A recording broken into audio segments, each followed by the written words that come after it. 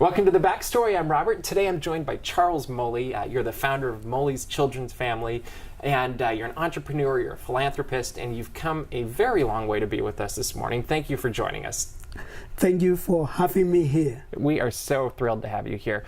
So you have had a lot of successes in life, and I would love to know what you attribute to those successes. Let me go a little bit back up the kind of business where it started a little bit. That I started with a good second-hand vehicle that I bought after I had worked for a long time, and that remote plied, from one vehicle to another one, and then big buses. I had a big company known as Mully Express, and then went on to oil. Products, oil for vehicles and gas as well, and the cooking gas and tires, motor components and accessories. I was so much also involved into real estate and insurance company. And so my company became big, huge. I had so many workers, and now that was almost like the climax of my job, being able to move from place to places and going to abroad, to America, to Europe, doing business for holidays with my family. And so that was my really life during those days.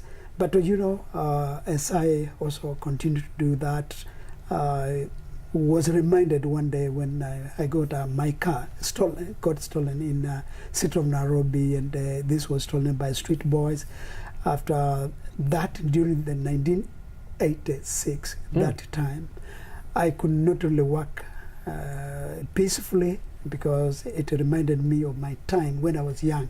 I tried to pretend to be, yes, a man of integrity, but the people didn't know exactly where I came from and the kind of life that I went through.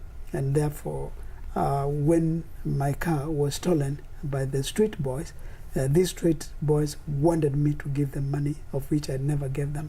And then in the year 1989, after that, I had no peace. In 1989, I stopped doing everything, and I was convicted of giving everything for the lives of the street children, prostitutes and gangs in the street, and the people in the community. And so I got engaged into helping them. And because when I saw children crying and poor people, I saw myself into their faces. A reflection out of their faces came to me, and therefore I saw that there was no any need at all, any benefit of me accruing all these benefits and the profits and everything. And then there were people, who were dying of anger, of poverty. So I gave everything. I surrendered. I started the ministry of the Mully Children Family, having gone to the street and brought the children to our own house where we lived with my own wife and the children, my biological children, and allowed all these children to come into that place. It was a big place, and then I brought more and more, 400, kept on coming more.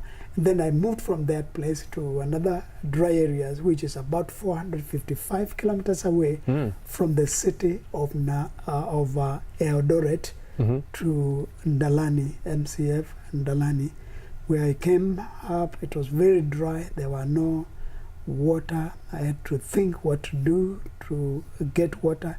At the same time, also develop the place, build the schools for kindergarten, primary school, secondary school, vocational training, and also college, to equip, because the main purpose and the main object is about the life of a child, the life of a youth, and equip that young person. Teaching them how to fish, huh? Yes, because it is the better when you train them how to fish than when you keep on giving them the fish. And that was the method. And then I started training them in many ways, all the way 1995, 96.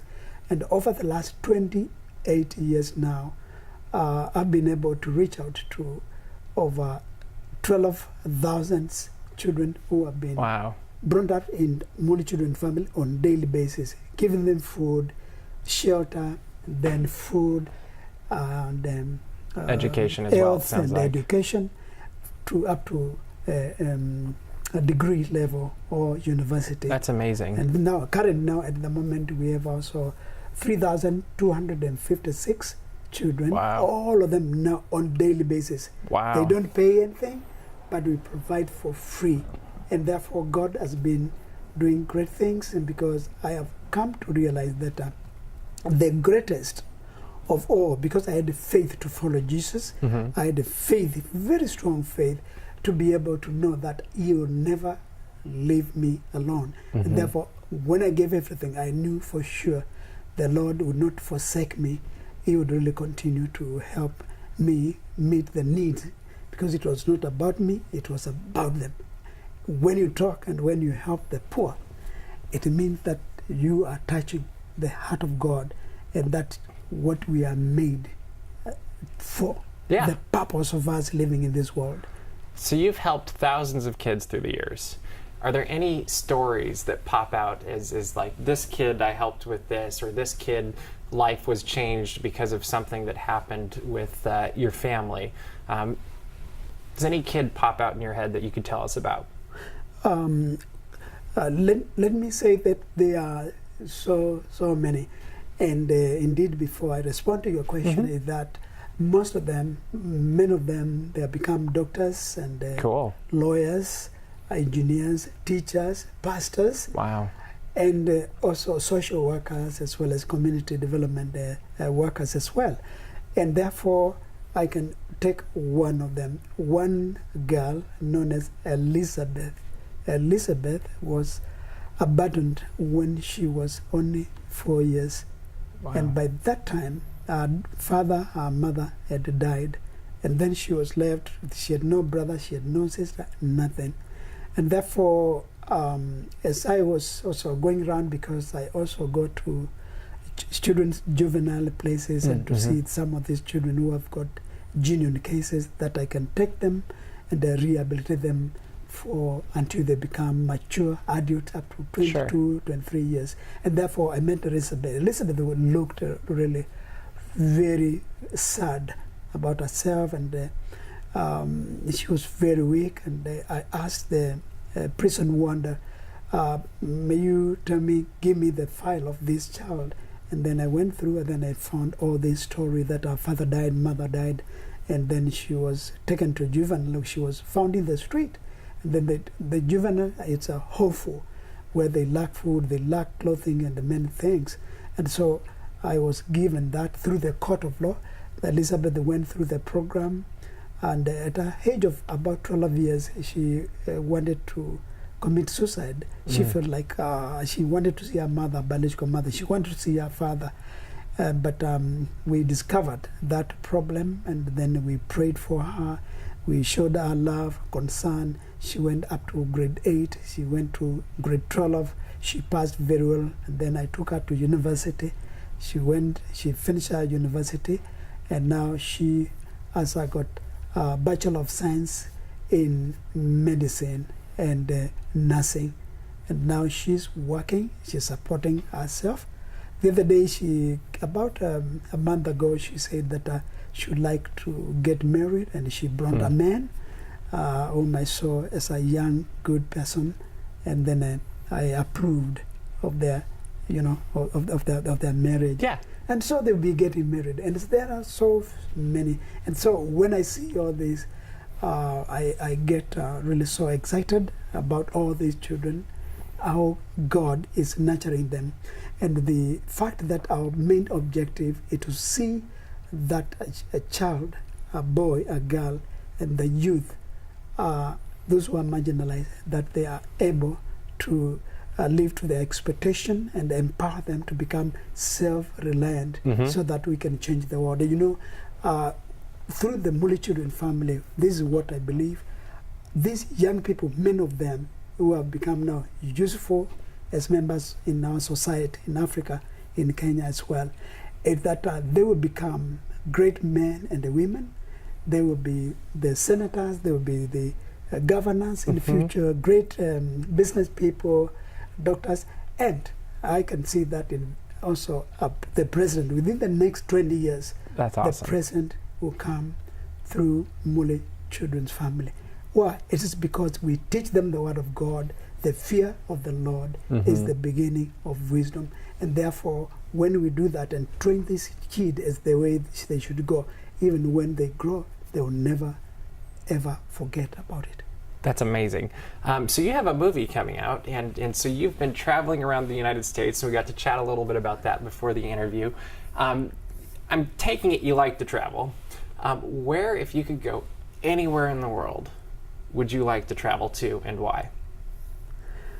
Mostly, I've really been impressed by the people of the United States of America. Wherever I've gone, talking about the movie, I've been together with my wife Esther. We have been so much welcomed and loved, and love is the greatest of all among faith and even hope. But love is the greatest. So that has been shown to me by the Americans, and I would like to say that most of the cities where I've been, they are all great, so good people, and also very beautiful. The weather, especially the climate environment in Atlanta, is so great because I could see so many trees. And the reason is that in Kenya, I've been able to plant over 5.8 million trees. And that is my love, because where we are, it's semi-desert. And then it has been transformed completely. You see it in the movie completely. I love water conservation, which I also do. I've developed dams in Kenya. Wow. And then we get water for what we call for irrigation. Okay. And then we plant, vegetables for export to Europe. We feed the people in Europe. Well, it comes from the semi-desert. Yeah. And therefore, I am so excited. And that's why I said about places also like California, where they do a lot of irrigation, plant, oranges and other fruits. And I have some in my backyard. The theaters has opened over 800 theaters in this country. How cool. Will be opened for all and everybody on 3rd, 4th, and the 5th of October, that everybody would be able to have opportunity to see the movie Mully, MULLY, Mully.com, mullymovie.com. That's how the movie is called, mullymovie.com. And therefore, I would like really to see everybody come and see, and then you will be transformed. That it is about selflessness. It is about great love for God, for His people, loving people, then loving God. So I'm so excited, and I want to invite you to be there 3rd, 4th, and the 5th of October. I can't wait. So go to mullymovie.com, and you can also check out Fathom Events to find out exactly where this movie is played on October 3rd, 4th, and 5th. Thank you so much, Charles Mully, for being here, and make sure to check him out on Hour of Power. Yeah, thank you so much for having me here. You bet. Thank you. Thank you.